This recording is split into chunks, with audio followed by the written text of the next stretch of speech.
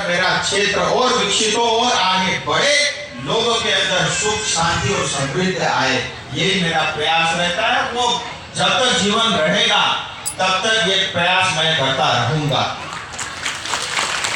और मैं मानता हूं हमारा जीवन, मनुष्य जीवन एक सामाजिक जीवन है और भगवान ने हमको ये जीवन दिया भी इसीलिए है कि तुम जन्म लेने के बाद जाओ और अपने समाज और दूसरों के उपयोगी में आओ, दूसरे के काम में आओ।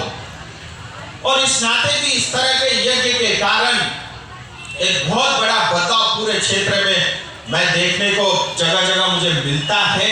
और वो सभी लोग जो इस तरह के जो है बड़े बड़े महायज्ञ और पुराण आयोजित करते हैं, वो सब भी बधाई के पात्र हैं। और अंत में जैसा मैं हमेशा बोलता हूं, ये मानव जीवन बहुत ही अनमोल है, बहुत ही सौभाग्यशाली जो लोग हैं उन्हीं को ये जीवन मिलता है। मैं बार बार बोलता हूं, भगवान से भी अगर आप पूछे कहां जन्म लेना चाहेंगे, भगवान भी कहेंगे मैं धरती में ही जन्म लेना चाहूंगा। मैं ऐसी एक देख रहा था, एक कथा में सुन रहा था, एक छोटी सी घटना, छोटी सी कहानी जिससे हम सबको बहुत प्रेरणा मिलती है।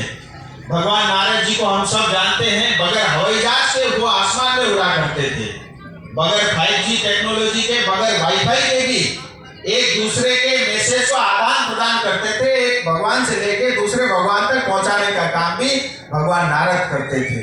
और सभी जितने भी देवी देवता और भगवान थे उन सब के बहुत ही लाडले और बहुत ही प्रिय थे। एक बार नारद जी नारायण नारायण करते हुए भगवान श्री हरि के पास पहुंचे और भगवान हरि से उन्होंने पूछा, भगवान आपको सबसे प्रिय कौन है? तीनों लोकों में आपको अधिक प्रेम किससे है, अधिक स्नेह किससे है? तो भगवान धरती की तरफ देखते हैं, उन मनुष्य से है। तो नारद जी को बड़ा आश्चर्य लगता है, उनको कहीं ना कहीं तकलीफ भी होती है।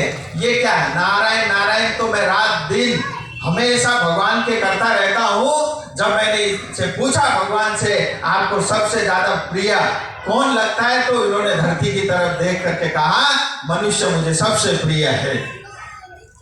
तो उनको ठीक से हजम नहीं हुआ, ये बात समझ में आई नहीं। तो भगवान से उन्होंने पूछा, भगवान मुस्कुराए, भगवान को पता चल गया कि नारद जी को ये बात कुछ हजम नहीं हुई, कुछ उनको बची नहीं। तो फिर भगवान ने नारद जी को एक कटोरी दिया और उसमें दूध भर के दिया और नारद जी से कहा आप तीनों लोगों का जो है आप भ्रमण करके आइए और साथ में ध्यान रखना आपको ये होगा कि इस कटोरी से दूध का एक बूंद भी नीचे जमीन पे गिरना नहीं चाहिए। तो नारद जी कटोरी में दूध भर के लेके निकले और तीनों लोगों का जो है भ्रमण उन्होंने किया, वापस भगवान के पास आए और आकर के भगवान मुस्कुराए। भगवान ने पूछा नारद जी आप आ गए? नारद जी ने कहा प्रभु मैं आ गया और देखिए जैसा आपने मुझे वचन दिया था उसका पूरा पालन करके आया हूं मन से, एक बूंद भी दूध का जो है कटोरी से नीचे गिरने नहीं दिया। भगवान बोले बहुत अच्छा और बड़ा कार्य आपने किया।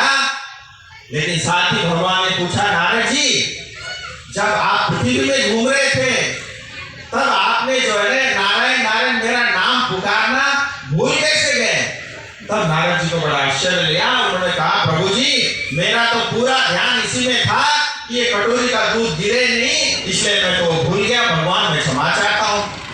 तब भगवान मुस्कुरा के बोले ये जो धरती में मेरे अपने ये मनुष्य रहते हैं, जो लोग रहते हैं, इस धरती में इतनी कठिनाई के बावजूद भी, इतने तकलीफ के बावजूद भी, इतने दिक्कतों के बावजूद भी ये जो इंसान है, ये जो मनुष्य है, जो लोग हैं, मेरे जो भक्त हैं, मेरा नाम हमेशा पुकारते रहते हैं, चाहे किसी भी कष्ट में हो, चाहे किसी भी तकलीफ में हो। तब नारद जी को ध्यान में आता है कि जो भगवान ने कहा था सचमुच जो है भगवान को सबसे प्रिय धरती में रहने वाले इंसान ही है। ऐसे सौभाग्य